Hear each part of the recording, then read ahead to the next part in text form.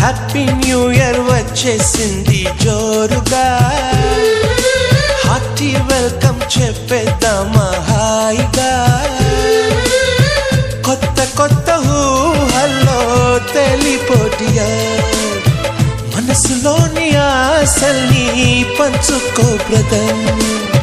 గుండెలోని భావాలు గుప్పుమన్న ఈ వేళ, కదిలల్లే కాలపు కన్నెకి టాటా చెప్పుదామా.